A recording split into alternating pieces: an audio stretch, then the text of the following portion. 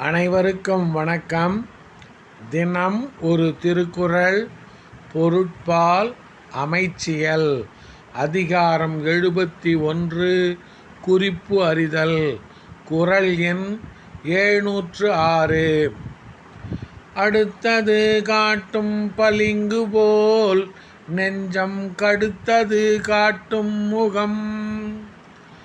அடுத்தது காட்டும் பளிங்கு போல் நெஞ்சம் கடுத்தது காட்டும் முகம். தன் எதிர் உள்ள பொருள்களை தன் அகத்தே காட்டும் பளிங்கு கண்ணாடி போல ஒருவன் உள்ளத்தில் உள்ளதை முகம் காட்டும்.